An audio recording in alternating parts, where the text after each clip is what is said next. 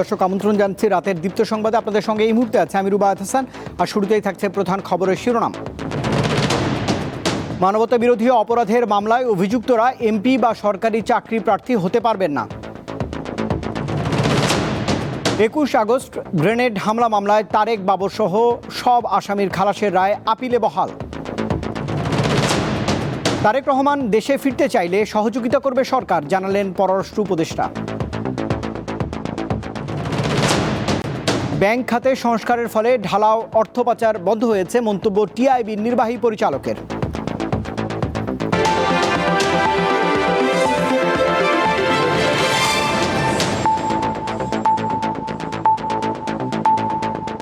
এবারে পুরো আয়োজন। মানবতা বিরোধী অপরাধে অভিযুক্ত কোনো ব্যক্তির বিরুদ্ধে আনুষ্ঠানিক অভিযোগ গঠন করা হলে তিনি আর জনপ্রতিনিধি হিসেবে নির্বাচনে অংশ নিতে বা সরকারি কোনো পদে বহাল থাকতে পারবেন না। বৃহস্পতিবার অন্তর্বর্তীকালীন সরকারের প্রধান উপদেষ্টা ডক্টর ইউনূসের সভাপতিত্বে অনুষ্ঠিত উপদেষ্টা পরিষদের সভায় এমন সিদ্ধান্ত নেওয়া হয়েছে।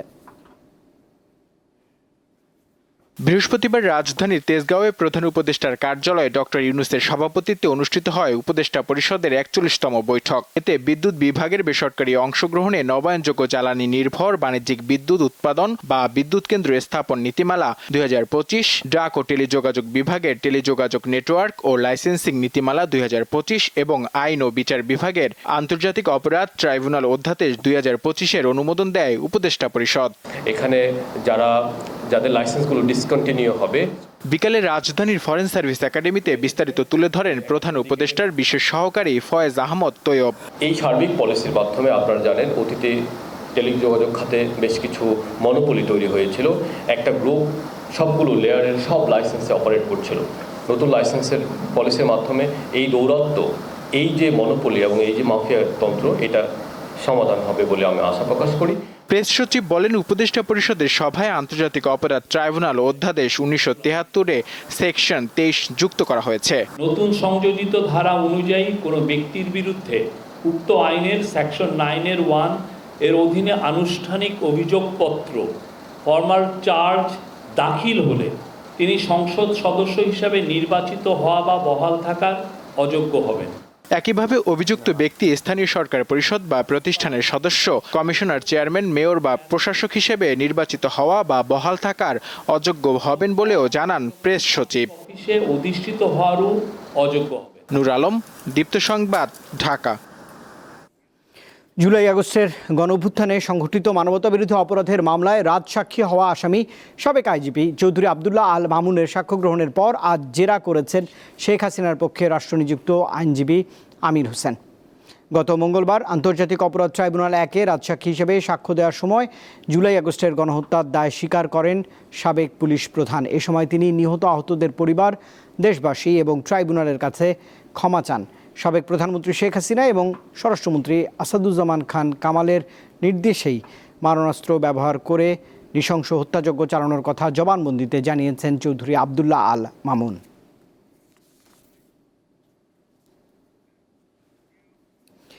বিএনপির ভারপ্রাপ্ত চেয়ারম্যান তারেক রহমান কখন দেশে ফিরবেন সেটা তাঁর উপর নির্ভর করছে বলে জানিয়েছেন পররাষ্ট্র উপদেষ্টা তৌহিদ হোসেন। তবে তারেক রহমানের দেশে ফিরতে পাসপোর্ট বা ট্রাভেল ডকুমেন্ট প্রয়োজন হলে সেটা সরকার সরবরাহ করবে বলেও জানিয়েছেন তিনি। বৃহস্পতিবার পররাষ্ট্র মন্ত্রণালয়ের সাংবাদিকদের এসব জানিয়েছেন পররাষ্ট্র উপদেষ্টা। 2007 সালের 1/11 রাজনৈতিক পট পরিবর্তনের পর সেনা সমর্থিত তত্ত্বাবধায়ক সরকারের আমলে গ্রেপ্তার হন তারেক রহমান। পরের বছর জামিনে মুক্ত হয়ে চিকিৎসার জন্য যুক্তরাজ্যে যান তিনি। এরপর প্রায় 1.5 যুগ ধরে সপরিবারে সে দেশেই রয়েছেন তারেক রহমান। এর মধ্যে আওয়ামী লীগ আমলে 21 আগস্ট গ্রেনেড হামলা মামলা এবং 10 ট্রাক অস্ত্র মামলায় তার সাজা হয়েছিল। ওই সব সাজা এরই মধ্যে বাতিলও হয়েছে। অন্যান্য মামলা থেকেও খালাস পেয়েছেন তারেক রহমান।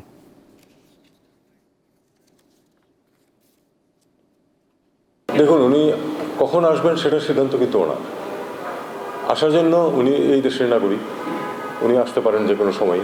আসার জন্য যদি তার ট্রাভেল ডকুমেন্টস নিয়ে কোনো সমস্যা থাকে সেটা আমরা সমাধান করবো, কিন্তু সিদ্ধান্ত তো তার নিতে হবে। আমি জানি না এখন পর্যন্ত, বা অন্তত খোঁজ নিয়ে হবে। যদি করেও থাকেন সেটা আমার গোচরে আসেনি। বাট উনি যদি আসবেন, যখন আসতে চাইবেন, তখন তো তার পাসপোর্ট বা ট্রাভেল ডকুমেন্ট যেটাই দেওয়ার সেটা আমরা দিতে পারবো।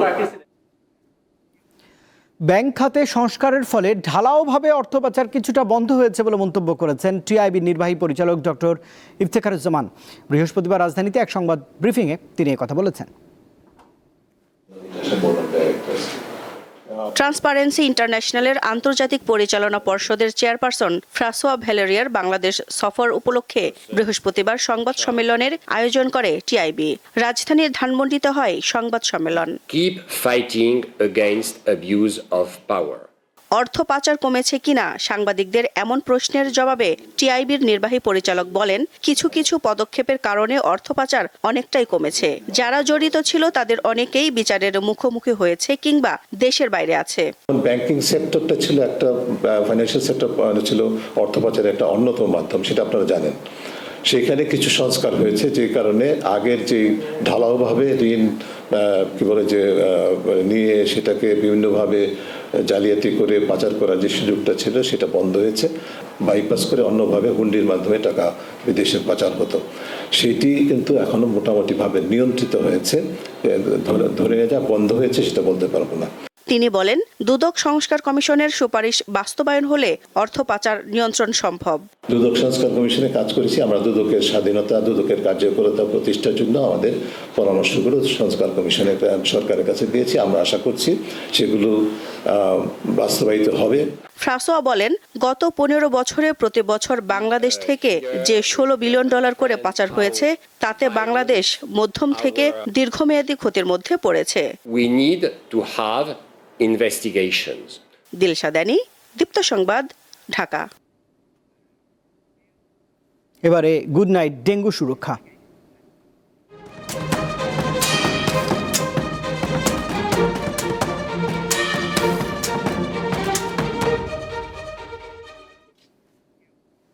বরিশাল বিভাগে কমেছে ডেঙ্গুর প্রকোপ।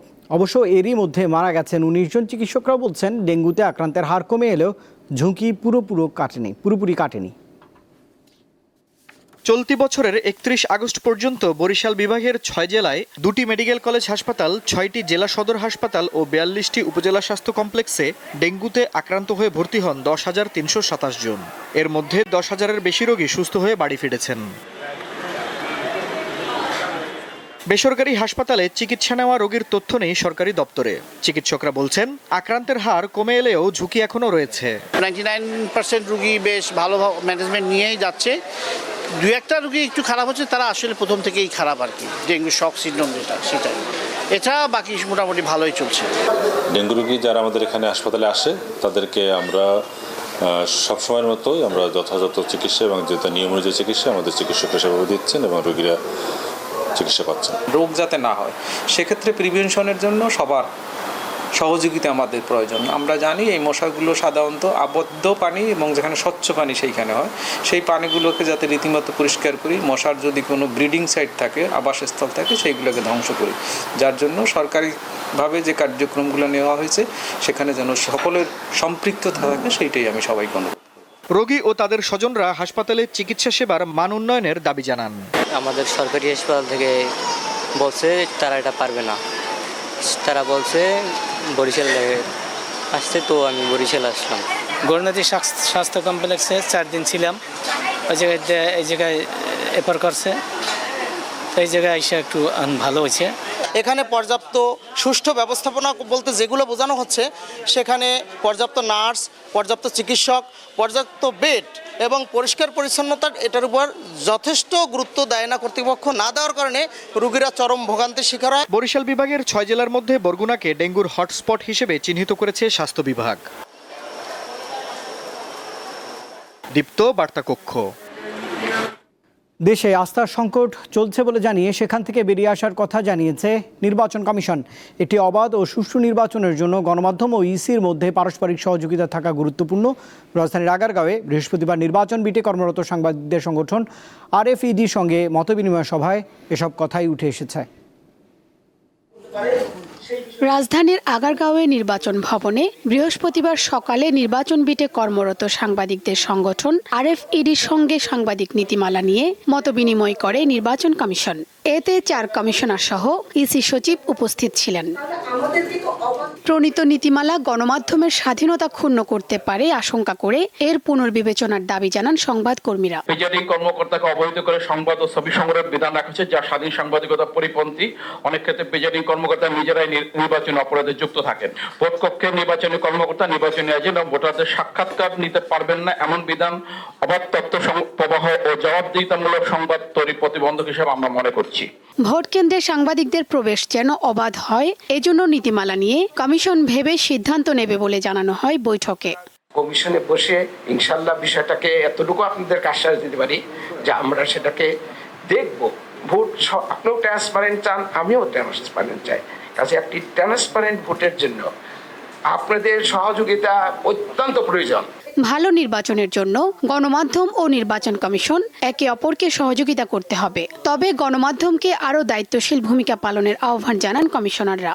এই উপস্থাপনের জন্যই আপনাদেরকে সবাই ভয় পায়। আপনারা যাবেন আমাদের ভোট কক্ষে ঢুকবেন, হয়তো একটু দেখবেন, ওইটাকে আপনারা ফোকাস করে দিবেন, সারা দুনিয়া জানবে যে আমাদের ভোটটা এরকম হয়েছে। ওই যে সামান্য একটা সময় ওইটাতে ফোকাস করবেন। আচ্ছা, যাতে আমরা একটা ভালো নির্বাচন করতে পারি সেজন্য পরস্পরকে সহযোগিতা করব। সবাই মিলে আরো মনে হয় যে চিন্তা ভাবনা করে সিদ্ধান্ত দিলে ভুল হওয়ার সম্ভাবনা কম থাকবে। নির্বাচনের স্বচ্ছতা নিশ্চিতে ভবিষ্যতে উন্মুক্ত স্থানে নির্বাচন করার পক্ষে মত দেন ইসি তাহমিদা। শিউলি শবনম, দীপ্ত সংবাদ, ঢাকা। ডাকসু নির্বাচন নিয়ে ষড়যন্ত্র চলছে বলে অভিযোগ বেশিরভাগ প্যানেলের। নির্বাচন কমিশনের নিরপেক্ষতা নিয়ে অভিযোগ তুলেছেন কেউ কেউ। শিক্ষার্থীরা 19 সালের ডাকসু নির্বাচনের পুনরাবৃত্তি দেখতে চায় না বলেও মত প্রার্থীদের।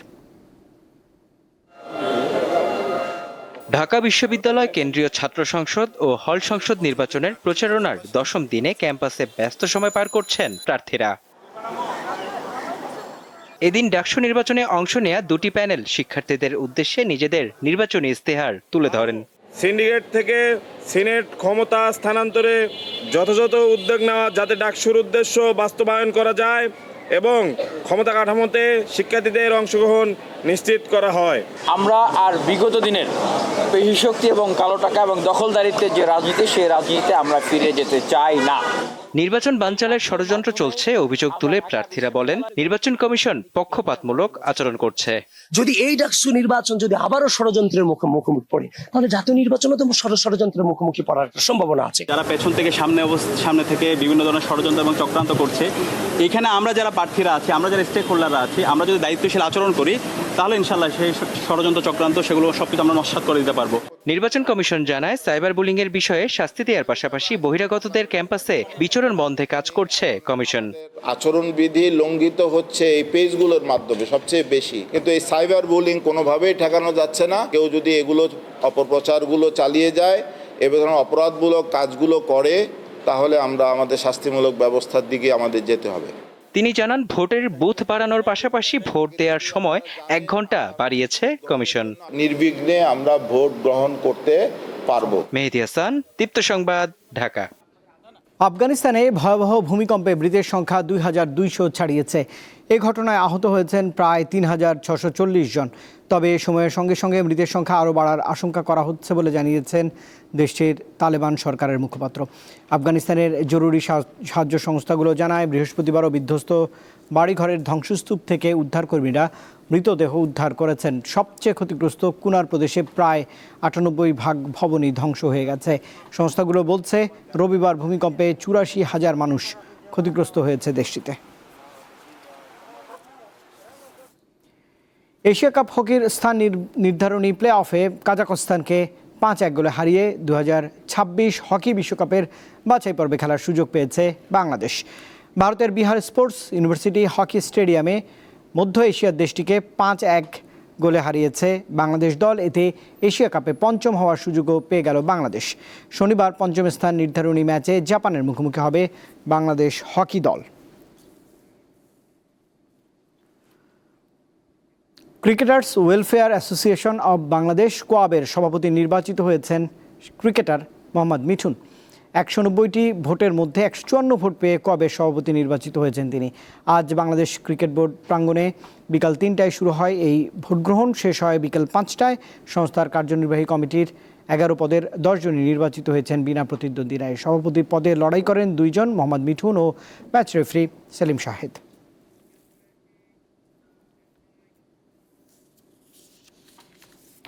দর্শক, এই খবরের সঙ্গেই শেষ করছি দীপ্ত সংবাদ। শেষ করার আগে প্রধান খবরের শিরোনাম থাকছে আরেকবার।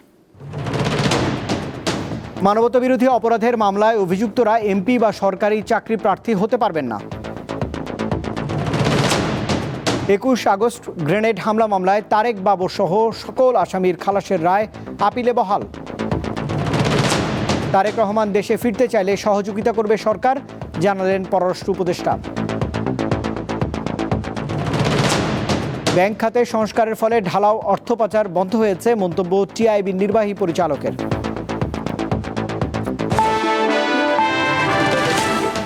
আর দর্শক, এই ছিল এখনকার মতো রাতের সংবাদের আয়োজনে। এতক্ষণ সঙ্গে থাকবার জন্য ধন্যবাদ সবাইকে। আরও তথ্য বিনোদনের জন্য আপনি যুক্ত থাকতে পারেন দীপ্তি টেলিভিশন ডিজিটাল প্ল্যাটফর্মগুলো।